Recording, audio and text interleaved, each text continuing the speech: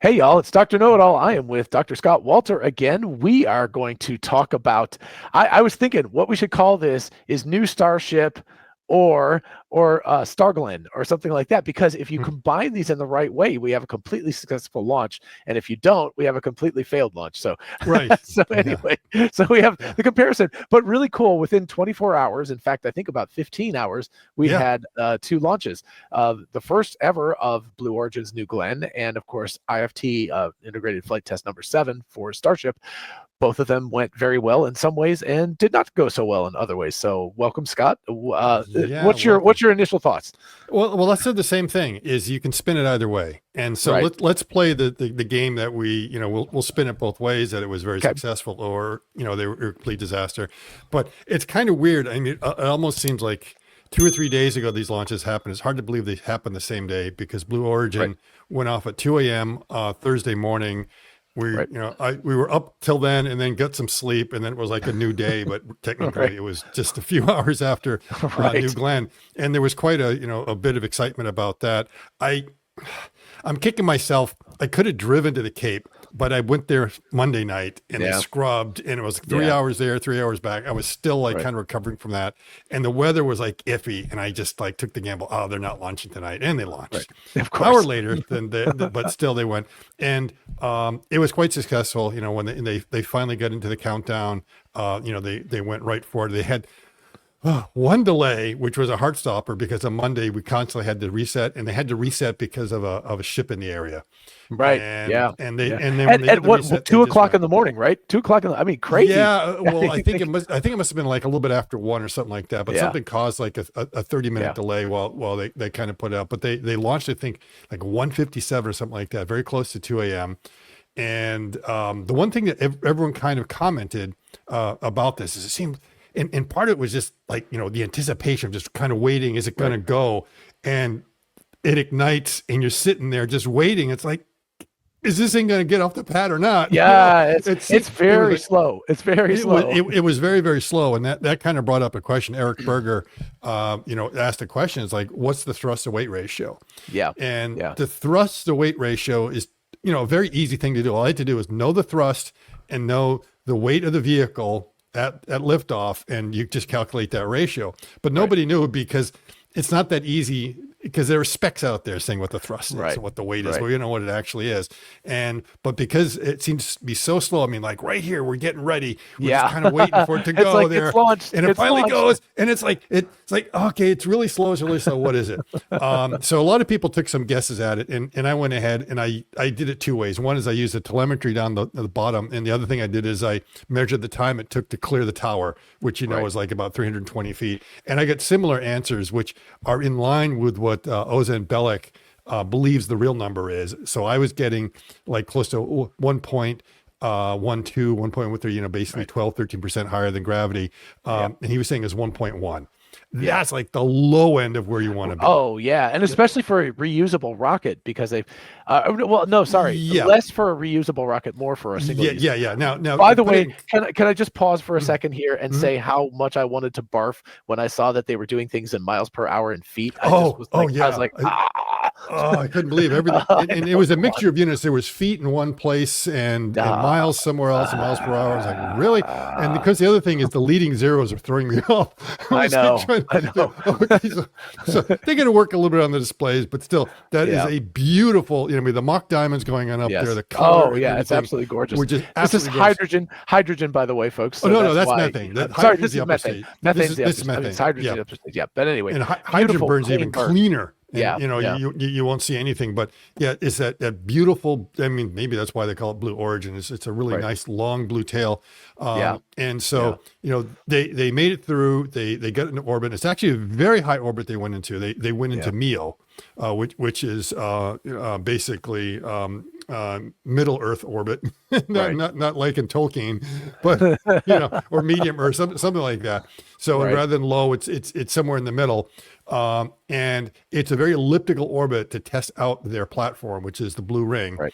And it's actually probably going through one of the Van Allen belts. So they're really testing out the system to see, which is impressive for a first launch. Did they have it on a free return trajectory where it would hit the atmosphere? No. No, it's like the lowest point. The perigee is like over 2,000 kilometers. The apogee is like 19. So evidently, the amount of delta V to get in that orbit is very close to what you would need to go to geostationary transfer orbit. Right. So they demonstrated that they had a lot of punch to be able to do it. They successfully got it, very close to exactly what they wanted to hit on that.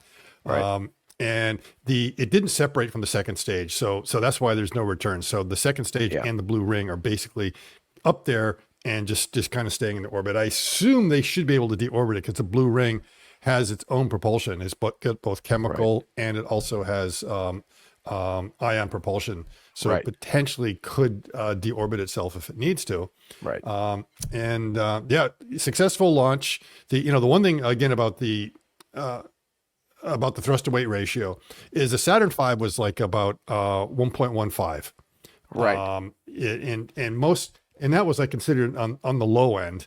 And that's why it seemed like very slow in takeoff. Other rockets are a little bit higher. They're usually at least 1.2, 1.25. The Falcon might be like close to 1.3. Right. But you don't want to be too high either. However, and I tested again by just checking the numbers yesterday. It's really easy. You figure out how far it goes and time it takes to do it. And I was able to confirm that Starship was at 1.5. So they're really up there and very, very high. Now, ideally, if everything is an ideal situation, you want your thrust to weight ratio to be exactly 1 at takeoff. Okay. Right. Ideal. Right. Okay. That means. Let me point out this really quick, because there's something that falls off as, I think it's, where is it? Sorry, I just rewound it to just that spot. There it is. So that would be the braces, probably the braces around the engines, because these bells are huge and they vibrate a lot during takeoff. So they're kind of bracing it to keep it from. Exactly. So if that's assuming that you have absolutely no structural mass, that all your mass is propellant. But the reality is you got to build tanks. Tanks have a certain size.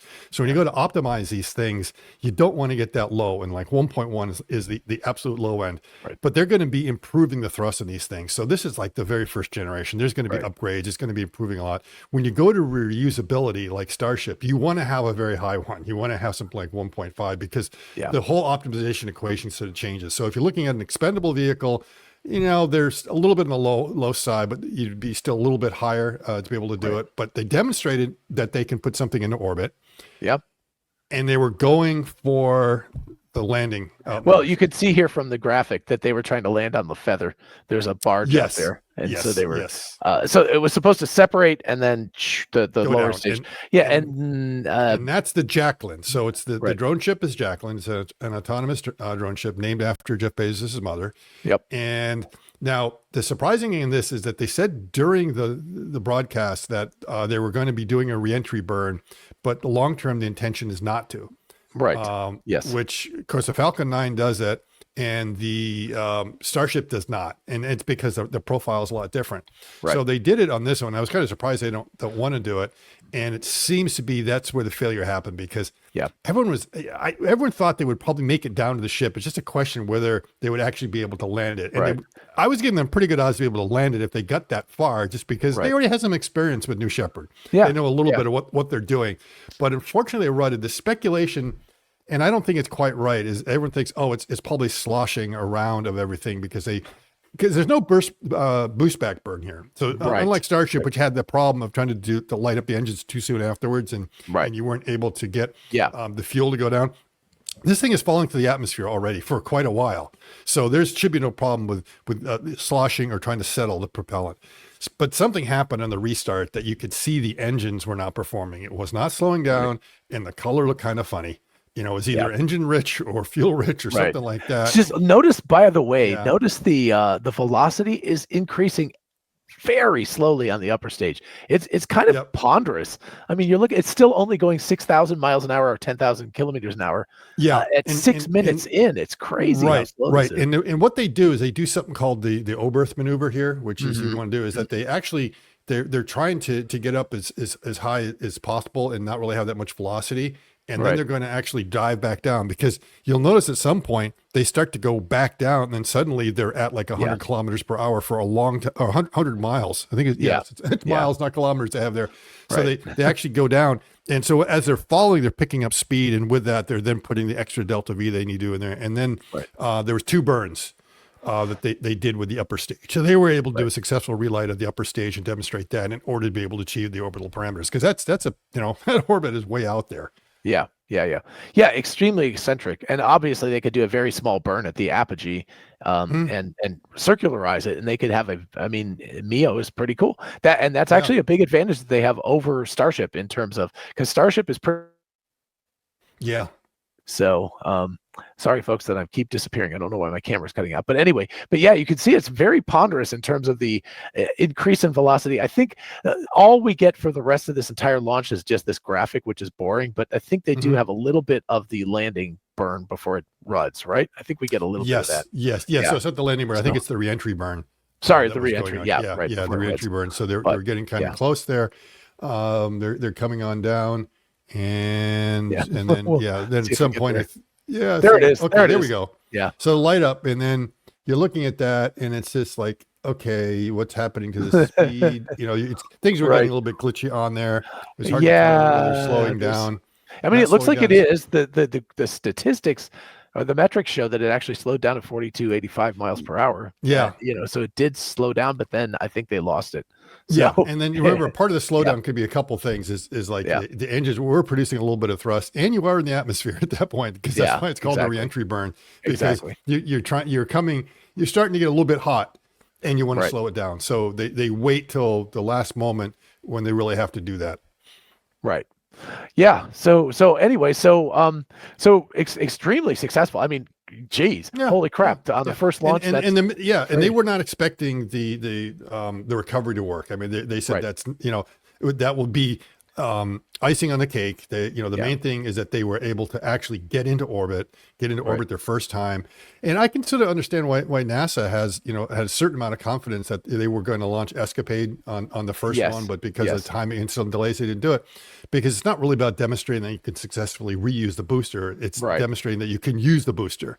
And anyone that says this is not successful, well, that means every single rocket launch we've had since like practically the beginning of time, have not been successful, because all of them have ended up in the ocean as well. So you're only going to learn by trying. And and anyone that's kind of concerned about, I mean, that it could pretty good performance, even though everyone thinks, the thrust to weight is kind of low and it could have some higher thrust. It will. And there's upgrades coming. There's going to be at least a 9-engine version. The thrust in the engines will probably increase by 50%, a lot like the Raptors did and all. And so, and you're seeing here, we're going to get to about 17,500 miles per hour, almost 18. Anyway, I have to reconvert, because I just this bothers me having to do miles per hour. But anyway, about 25,000 kilometers an hour. Yeah. And you see it was dropping there. It's now down to 100, and then it just holds 100 perfectly. Which is amazing. But it's sideways, so it's diving forward, at which point it then has a very extreme apogee. So it will get out to, what'd you say, 19,000? Is that correct? I think it was like 19,000. I read like 19,000 kilometers. So this is just get confusing, because you have the English units here, and the red somewhere it's like 19,000. I was like, please, for God's sake, Origin, please, guys, get with the program and do metric, because everyone just needs, it's just crazy. So anyway, extremely successful. I mean, just actually kind of shockingly successful. And of course, everyone's very happy there. I think the hat tip has to go to the new CEO, David Lim. He came in a year ago, and he just turned the whole program around. Exactly. And that's the overall feeling. Everyone you talk to says, he absolutely changed the culture. That's the way they're moving ahead. It's not going to be like another 10 years before Blue Origin launches. I think what you're going to see is that cadence is going to pick up as well. Jeff Bezos has said, they're expecting to launch again in the spring. They'll be ready for the next one. So, that's good. That's and I'll keep going every time if I have to, 3 hours every night. I'm going to come down. If I can't make it to Texas, I'm at least going to get down to Florida to watch one of these. But I would prefer not to watch it at 1 o'clock in the morning. That's the other thing. It'd be nice if it was like 4 in the afternoon or something instead of 1 in the morning. So that's rough. Right. So Yeah, so let's speaking go. of 4 in the afternoon, So that was 2 a.m. Look at that Eastern segue. time. Look at that segue.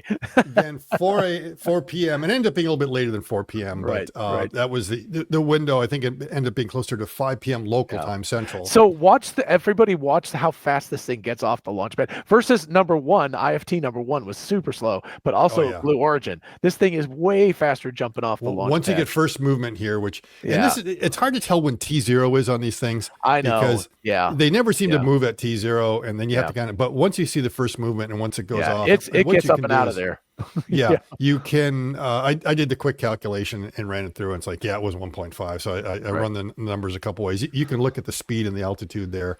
And kind of, well, the altitude doesn't tell you very much. What I did is look how much fuel they've already, propellant they've already used. That's crazy. That's just in the first 30 seconds. It's just nuts. Yeah. So that means that thrust to weight is just like, going way up. That's why you want to try to do it at T equals 0. Also pay attention to right up here in the left-hand portion. This is where we're going to see that. It's already there. It's starting to peel off. And Scott Manley says that he thinks that's actually stainless steel, which is crazy because it looks like a piece of duct tape. Like it's flopping around so much. Yeah, it's interesting. There's some debate on. I think I know what it is. I've got some slides looking at that.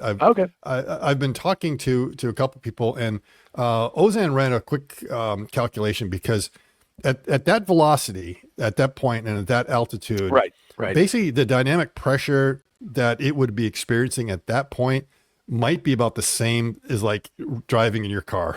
Okay. Really? At max Q? I mean, it's going transonic. It's not quite at max Q. Even though the speed's going up, you can remember the density of air is also going down. Yeah. And while they're feeling a little bit of loading on there, it may not be much more. It seems like it might be something other than stainless steel at that point, which it's different because it could be a cover over maybe a vent or something like that. This is my suspicion. So I think I figured out where it is, whether that was causal to little spoiler alert, folks. The Starship did not exactly make it to orbit.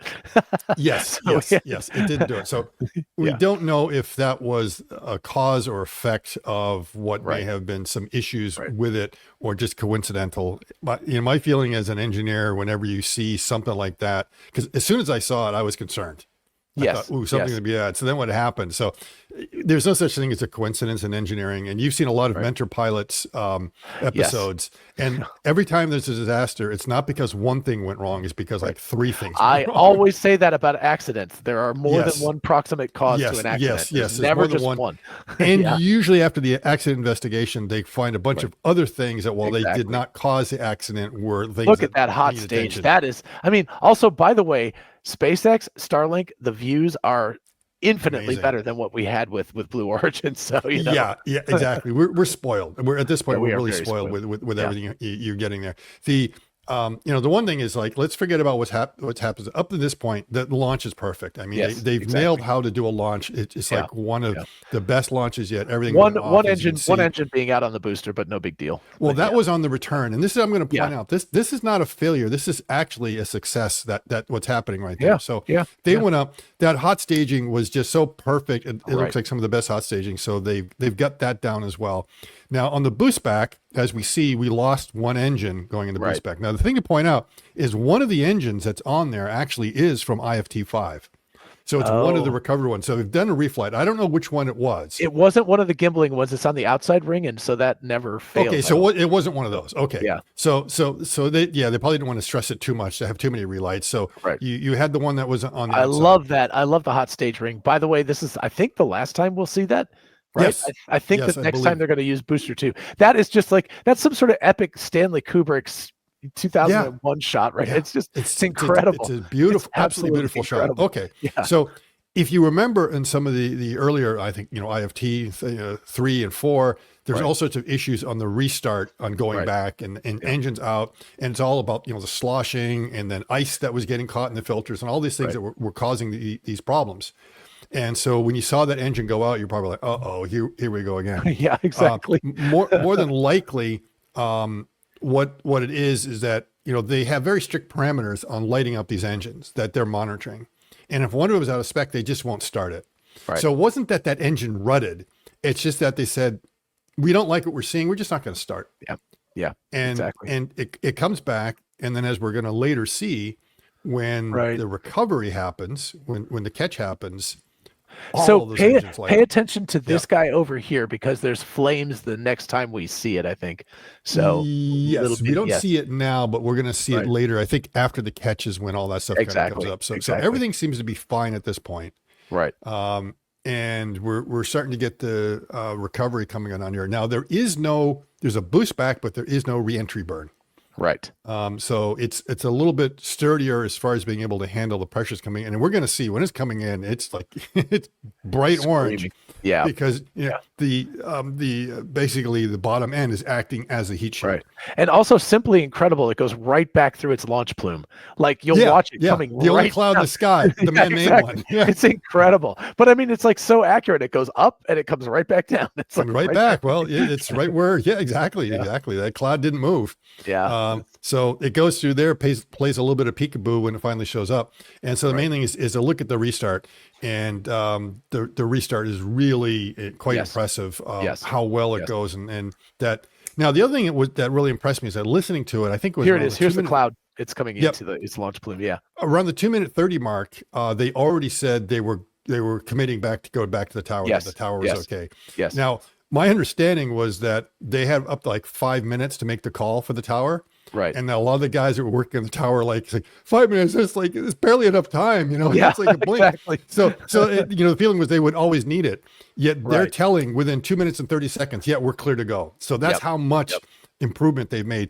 We can see how bright orange that is from coming down. So that is the heat. That is not, that's not the engines. Now we get the engines. But look how we get the engines. All of these guys let's go back here. All 13, watch how they light. They just go and they light up in the proper sequence. Yeah. So remember, they don't all light up at the same time. They light up, the 5 on the outside, then another 5, and they're all there.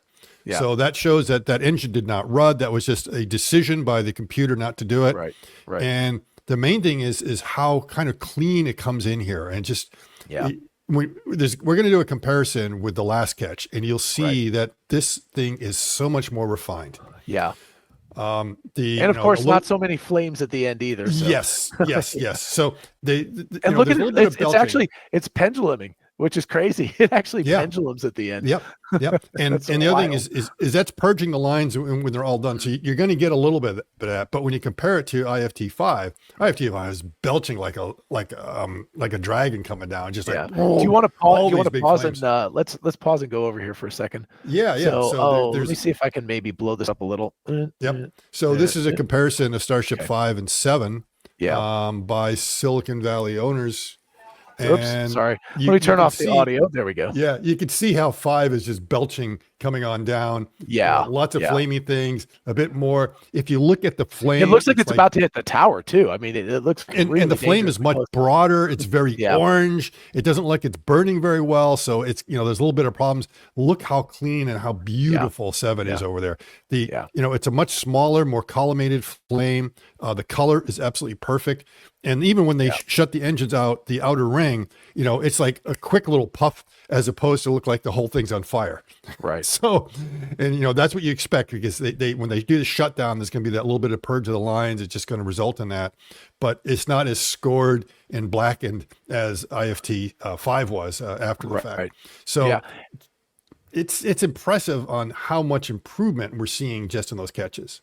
Yeah. And that's why when I look at it up to this point, it's been very successful, even though we know that the turn of events is going to be pretty bad. But, some of the things that was pointed out is that while it was lost very early, there was still some critical data that they were able to test in the way. Yes. The main thing is they didn't get to test the heat tiles, and they didn't get to do the Pez dispenser. Right. But many of the other things they were able to test, like, the forward flaps that they had, that they were behaving the way they expected in flight and everything else. Yeah. Exactly.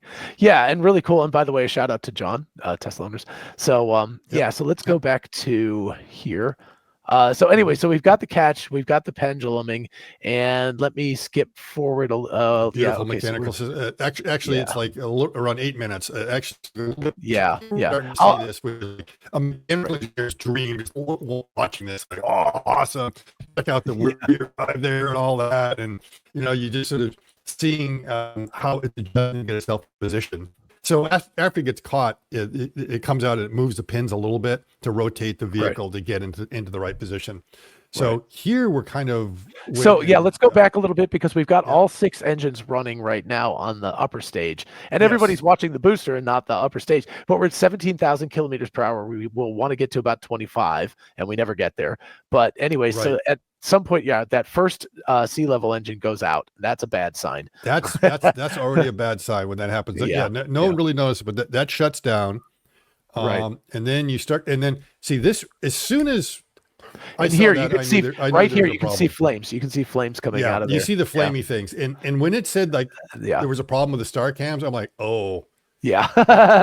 they don't lose that. Oh, and then we lost that point. Then we lost 3 of them. Then we lost the others. And then I knew it's like, okay, there's a problem. So I think also the CH4 and the LOX, like the methane they start to change quick. It's not there. Went down evenly, and then suddenly the methane just like went really quickly. It's like, whoop. Yeah, exactly. So, and then we get to here and we lose telemetry at 21,000 kilometers an hour. Yes. And so that last engine being on, maybe what it did was started flipping.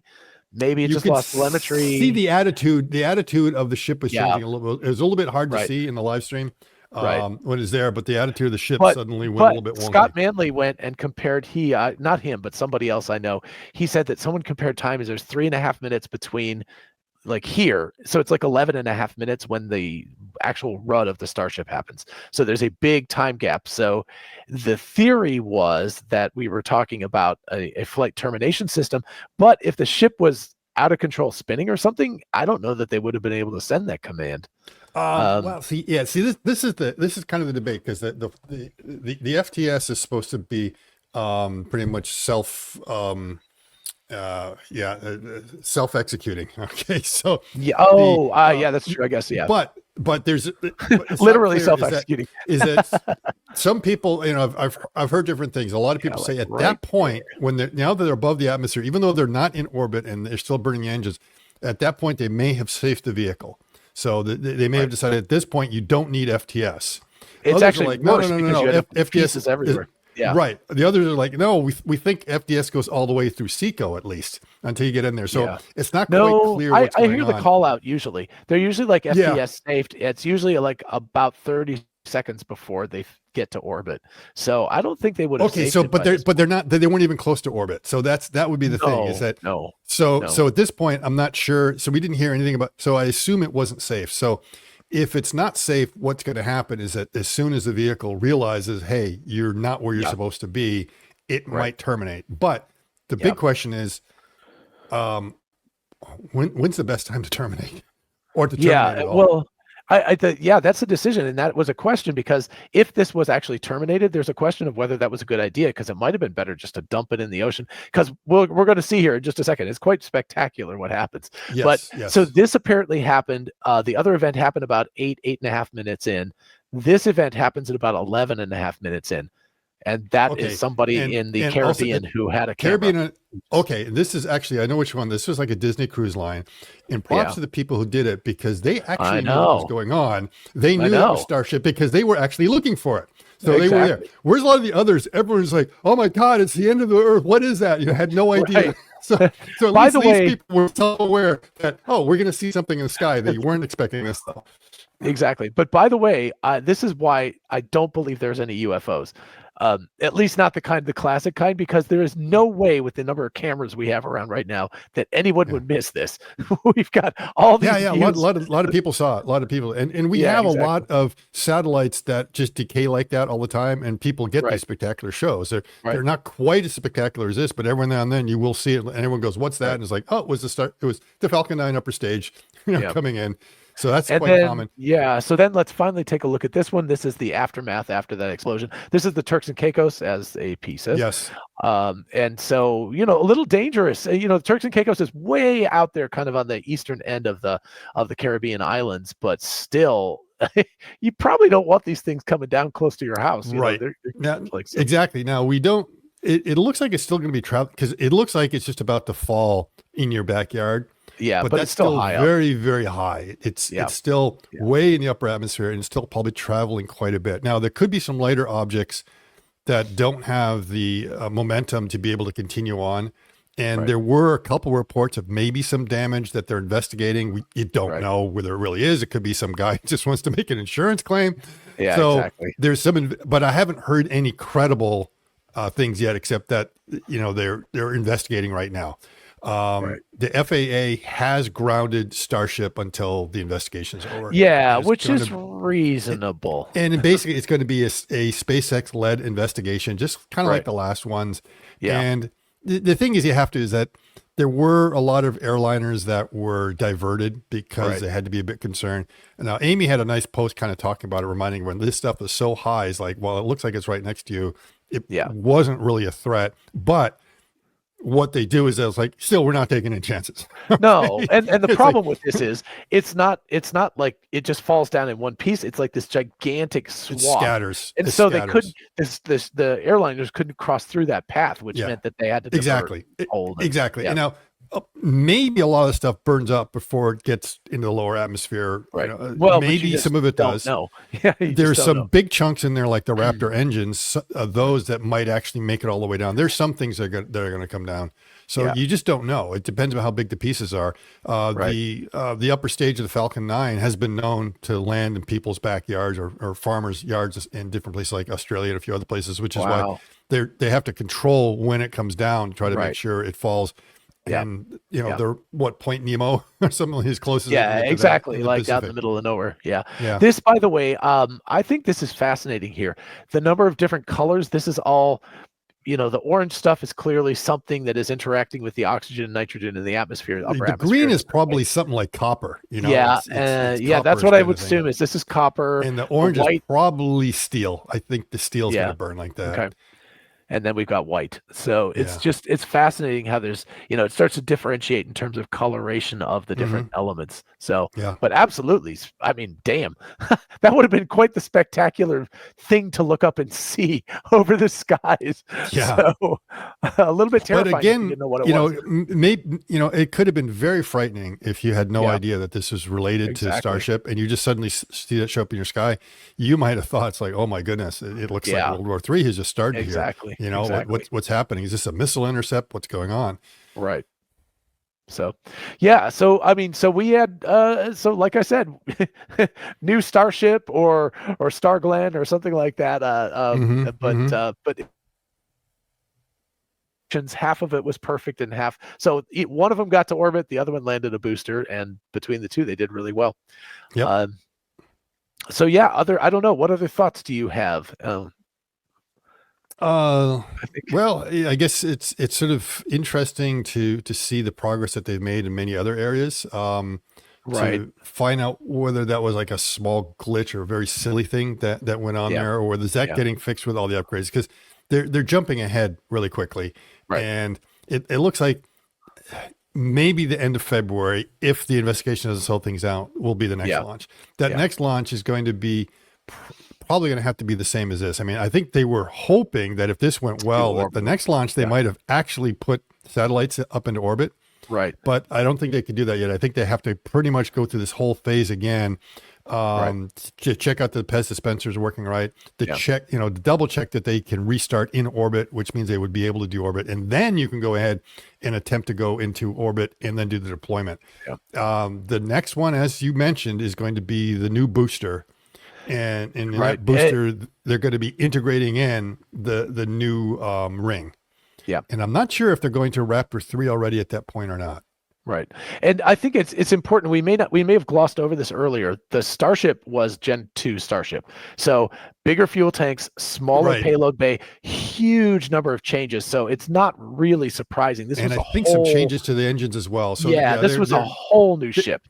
There definitely lots and lots of changes that were going on up there. And I mean, if you want, we can take a quick peek at what I think that flappy area was. Try to identify that. Do you have the slides and stuff? Go for it. Let's do that. I got some. Okay, so here's a picture on its way up at around 36 seconds. And we're going to want to keep our attention over here to the left side. I don't know if you can see my cursor spinning around over there or not. If you were watching this on a phone, you weren't going to notice it. Most people that saw it on a big screen noticed it because it was just obvious enough. Yeah. And, it was moving. Right. It was right. Flappy. So right over here is where the flap is. And so that just starts flapping around quite a bit. It seems to be peeling back, and it's kind of hard to tell what it is. Now, but interestingly enough, it looks like a patch, because look, there's like a little, like there's two pieces that they look like they just kind of patched on top of the main section. So yeah. So I was trying to figure out where it is, and it's a bit tricky because of perspective and everything else, and know exactly where you are. This is the Starship. This is not the booster. Right. So the booster is below. So this is something that's happening to the Starship. And during the live stream, they did some shots around here. I'm like, oh, good. This is what I want to do. I want to get it to see if there is are some features here that match up. And so then kind of took it and, took this picture here and looking at that. Oh, look at you. That's good. My suspicion is it's this area over here. Okay. So this is not tile. A lot of people thought this was tile because it was black. It's not tile. That is stainless steel. The tile is down here. This is above the tile line. This white part here is not, is basically the frost line. Got it. Yeah. Makes sense. And the frost line. And if you look over here, you can see that's where the Pez dispenser is. And right there is the top of the bulkhead. So it makes sense that the frost line goes up here, and now we're in the payload section. So you see this part right in here where this little black circle is. Yeah, I believe it's that in there. It's that around there. So you can kind of look at it. I've looked at as many features, and I'm pretty much convinced that what we're seeing is this shape here, which is kind of a wedge shape right in here. That's a cover to whatever this is, which is probably a vent. So a close-up of that is this is what you are seeing here. And it looks like there's some lettering or some numbers or something like that. Yeah. It's not, so this has some sort of function, and we can see kind of the splicing it's putting on there. So this is some kind of cover that goes over whatever this is that protrudes out a little bit. And the assumption is it's probably stainless steel. Now, could it be made out of aluminum? Could be made out of something else. Why would it be made out of aluminum? Because everyone knows you never want to have different metals welded together. Yes, exactly. Which would cause a little bit flapping. Well, it could cause all kinds of things, like basically galvanic corrosion and stuff like that. You just don't want to mix metals if you don't have to. And if you're trying to save weight, are you kidding? This thing could care less about how much that thing weighs. Exactly. You're trying to shave it as much as you want, but at that point you don't want to do it. Now, when that thing flaps off, this crease right here definitely breaks off. Mm-hmm. And I suspect like something broke around here because it seemed a little bit curvy. So it could be that what we see flapping off is this thing here that it broke off for some reason. So I've superimposed the two. So here's that section that we're seeing that's in there. And this is the part that's kind of coming off. So you can kind of do the comparison. You can see what looks like the stitching that puts it together along here. You can see that shape that kind of comes up here, goes straight over and angles back down. That matches to these edges. And then this thing is splitting here for some reason. So why that failed, I don't believe it's because it's two pieces of metal that were welded together. Right? I mean, it could be wrong. I would think they would just be bent. And for some reason that crease in there broke. I mean, usually that will be the failure point. If they go through some kind of shock, that could be something. What that is, I don't know, that would do that. This is a vent, I believe. I don't think it's an RCS. I think it might be some sort of vent. And if there was, something about a leak or some additional pressure or something like that, I don't know if that would be really and well, I mean, didn't Elon or somebody had indicated that it looks like there was an overpressure situation inside it didn't vent properly. But but that was supposed to be down the bottom end, and this is the top end. This is the payload bay. So it's kind of hard to make the connection unless for some reason he said there was like some venting issues. They couldn't vent it fast enough, or there wasn't enough capacity for venting. And if this is an event, it may be connected to it. So that's why I'm saying that this may be causally connected. It's not the or let's say it's not the cause. It's the effect of what is happening somewhere else. It could have popped it because it just overpressure. It's an indicator. And of course, what we don't see is what's happening off screen here. Right. It's just at the edge. It's just like, we just happen, of all the cameras they're showing, it just happens to be that camera that shows that one part where this little failures happen. It could have been that's showing up in a couple other places. But also the overpressure later in the video, when you see the flames down by the rear flap, that could also be methane that had caught fire, of course. And if you catch fire, that's a bad thing. Right. And the fire kind of spreads and was moving its way out. So again, this is the section right down here that we're kind of talking about.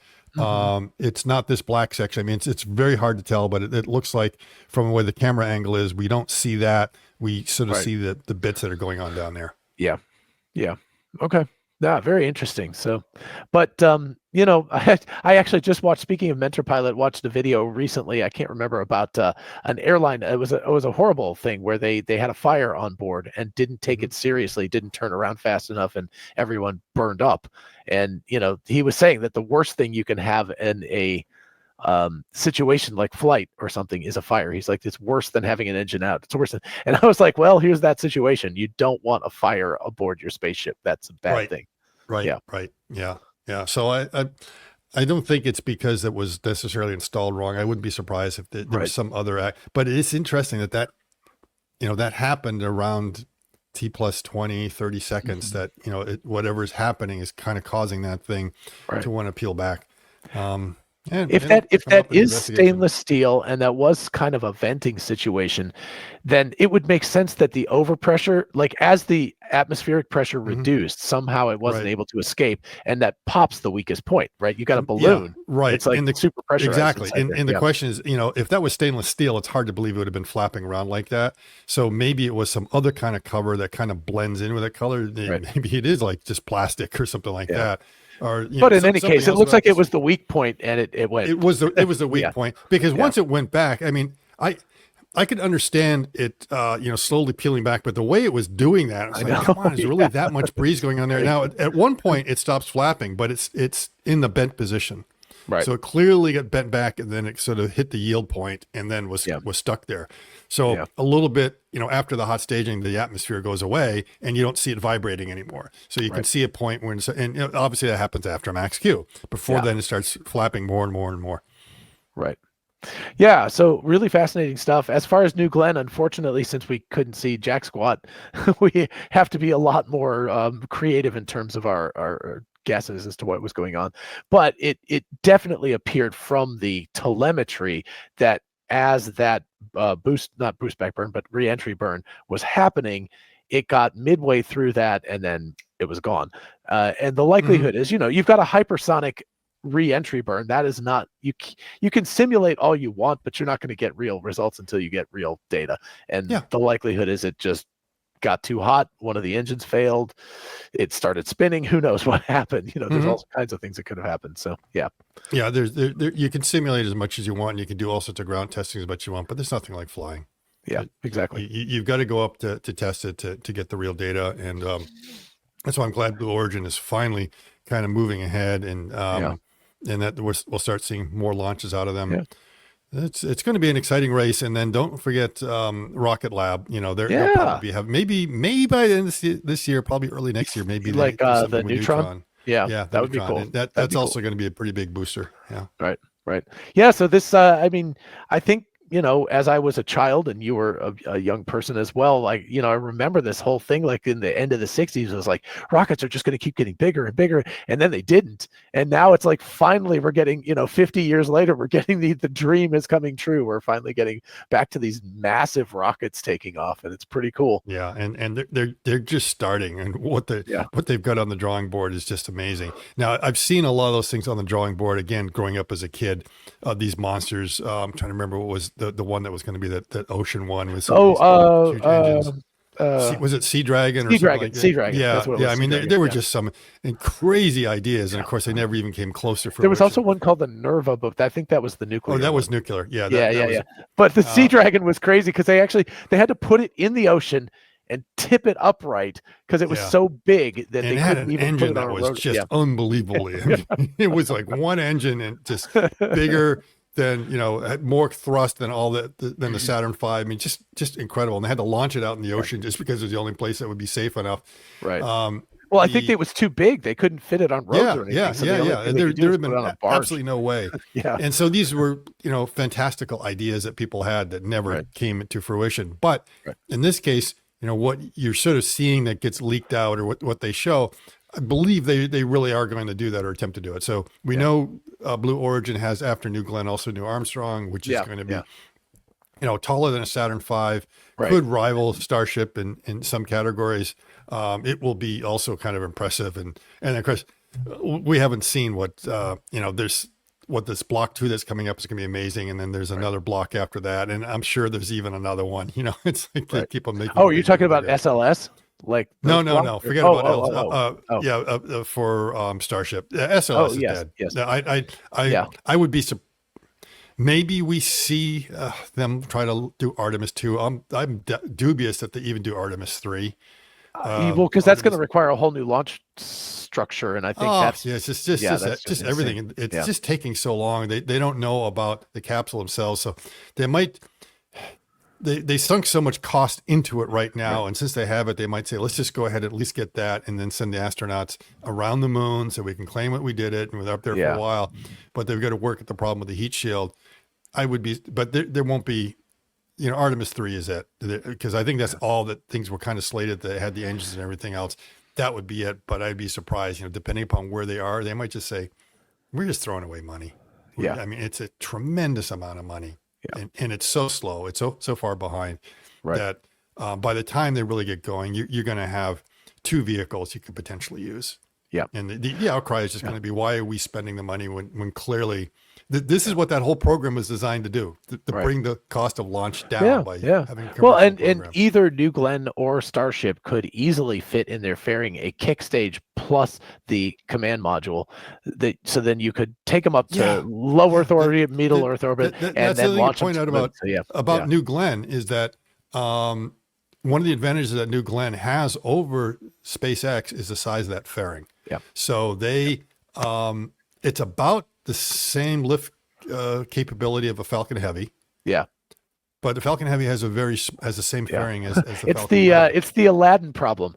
Yeah. Infinite power, itty bitty living space. Exactly. But the only one that has a bigger fairing is SLS. Yeah. But I mean, on paper doesn't count as far as I'm concerned, because SLS will never be. Well, actually, they're trying to find a reason for people to want to buy into it, and it's like, forget it. You just go with New Glenn and the derivatives of New Glenn that come along. If you put something really there is an interesting little twist to all of this, which is that Starship is not ideally suited because it doesn't have a fairing, because you can't get the ship out of the ship.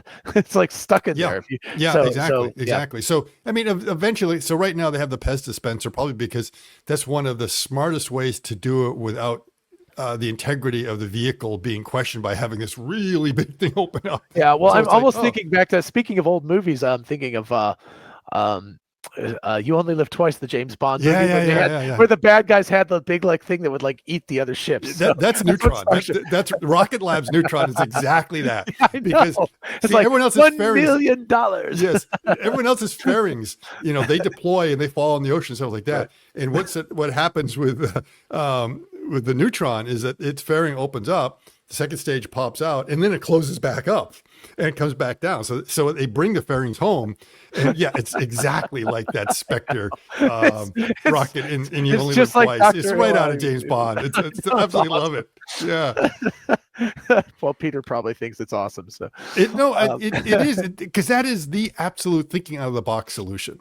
And that's the thing I love about it, because first they're like, we're going to build it where we launch it so we can make it as wide as we want. We don't have to worry about the width of roads or anything like that. Right. So that's why they have like that weird kind of shape, because that's almost the ideal shape that you'd want to have to not make it too tall, make it wider. And so it helps you from structural mass and everything else. And then figuring out the returning of the second stage and taking what is a decent compromise and say, well, forget it. Let's just make it the second stage so cheap to build. We don't care that it's, because most of the second stages, they have to ride on top of the rocket. So they have all the stuff to be able to, and they're like, well, wait a minute, let's put it inside the rocket. Right. And we don't have to have, this complex infrastructure around it. Yep. And it doesn't have to have aerodynamic shielding. Once it's out there, then we suspend it. So it's like, wow, that's a brilliant solution to the whole thing.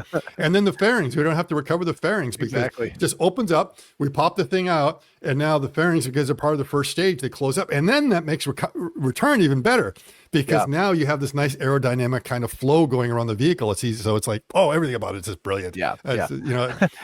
We need to take that beginning sequence from You Only Live Twice and run it backwards. So instead of eating the ship, it goes open up and spits the ship out. Exactly. It's like, there we go. Now we got it. I remember seeing that when it came out as a kid in the theater in the summertime. Oh, it's terrible when it cut the guy's cord, like the hose. Oh yeah. So you had the astronaut that was doing the spacewalk and something like that, and is kind of coming in there. And like as a kid that was like just into it, I'm watching it, and I'm just like, it's like I had a hard time sleeping after that because I don't know how old was it. I think it came out in what, in 67, I think. 68, 66, somewhere around there. Yeah, like something like So that. that would have been about 9 or 10 or something like that at the time. And so it's like, oh, wow. And of course the graphics was just, or the animation was just like incredible. It was just, at that point, it just seemed like reality because we don't watch it again because it's now you're kind of looking at it, just the sequences of the launching and stuff. You're like, wait, that's I'm like, oh man, that could never happen. But exactly. Yeah. So anyway, but yeah, there you go. Childhood trauma, like from watching movies. I love it. Yeah. All right. Super cool. Well, thank you, Scott. This was, we will, of course, do this again after some more launches, but also as we find out more information, we will fill you all in. But so at this point, the information is that there'll be an investigation. It's probably not going to slow it down. There will be cries from some sides saying that, this is too dangerous. You got to stop the program. We're going to have a big investigation. Not going to happen. I just don't think it's going to happen. And they've got the other ships ready to go. More than likely, whatever the problems are already solved in the other one without them realizing it. Right. Exactly. No two ships are the same. Right. And I think it's worth pointing this out again, because this does look scary here. And, it's like, oh gosh, it's going to land right on this guy's house. This stuff is probably, kilometers up in the atmosphere still. It's way way up there. So I think it was up around 140 kilometers. It made it up to about there. Yeah. So, it might still at that point be around 100 miles or 100 kilometers, because that's the von Karman line. That's when you start to see a little bit of atmosphere. So we know it's in the atmosphere because it's burning up. Yeah. But we know it's not that deep in the atmosphere. Otherwise, it would have not continuing going east. It would be falling right down. So there's enough friction to light it up, but not enough friction to slow it down enough that it's just going to fall. Yeah. So by the time, and most of the stuff, of course, would be gone by the time it got down, but anything that did remain would be, this is far eastern end of the Caribbean islands. It's all just ocean after that. Yeah. There's nothing there, so it's a lot of nothing. And it's going to be one of those things that, if you ever take a wiffle ball and try throwing a wiffle ball, right, versus throwing like a baseball, and you can put the same amount of force in it and the wiffle ball doesn't go very far, whereas and you're releasing both of them with the same velocity.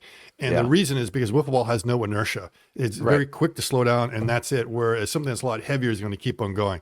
So the real heavy items, the ones that you'd be the most concerned with, they have so much inertia.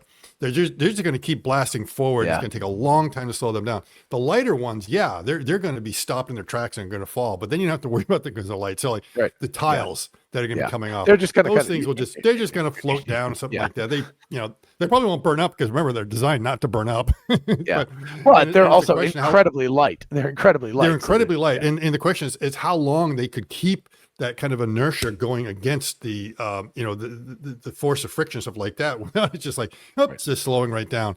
But there might be some things like somewhere right in the middle that have enough inertia to kind of go for a bit, but are still going to fall out and they're able to somehow survive, and they might come down. And there may be one or two instances like that. We'll have to see if that's actually the case. Probably the largest concern, honestly, is not so much people on the ground, but the fact that so many airlines had to be diverted and hold and things like that. That of course is going to cause people concern. And the thing is, and I think Amy pointed that out pretty well, is that part of it is that it was also a little bit on the airlines because they were well aware it was going on. And that when you do something like that, and she was talking about like there's always these things that interrupt things, Super Bowls, presidential visits, stuff like that. The airlines know about that, and because they know about they're already ready to reroute, and they already make sure they have enough fuel on board to be able to do it. So in some cases, it was like on the airlines that maybe they were too confident that started, there won't be any problem, don't worry about it, to realize that they have to do it so that and all they did is they didn't put in the diversion protocol to make sure everything was safe. Now, if there was like any major chunks that came down that caused like widespread damage, serious we damage, would have heard about it by now. Like I say, I haven't really heard about anything except one or two that they're investigating, which may turn out to be minor and may turn out to actually not be related at all to Starship. You just don't know. Yeah, exactly. Yeah. So I would, but it as always, and I don't disagree with this, the FAA wants to do an investigation because this was obviously an anomaly. It's not what was supposed to happen. If you read the press announcement from the FAA about it, it's very matter of fact and exactly was, and they're just saying that because the anomaly, and we're going to have an investigation that's led by SpaceX. Almost sounds like SpaceX practically asked for it. Said, we want to go ahead and do it and go through it, and they're just doing their normal procedures. Right. And so I think it'll go through, and it's not like there's going to be friction. I'll let people up in arms. Oh, the FAA, they're going to stop. I don't think so. I think they're going through because. Remember, the role of the FAA is to keep the public safe, and they've done a pretty good job of that with airline safe. The reason why you can feel so confident getting on an airline and going somewhere is because of what they do. And there's sometimes some silly rules and regulations, but they're there for a reason because we found out the hard way. Yep, exactly. So, All right. With that, thank you so much. This was really intriguing, and I hope all of you enjoyed this. Definitely ask us questions in the comments or on X. You can see Scott just happens to be going ballistic 5 right there. So, so anyway, feel free to ask us, and we will see you in the next video. Cheers. Bye-bye. Yep. Bye-bye.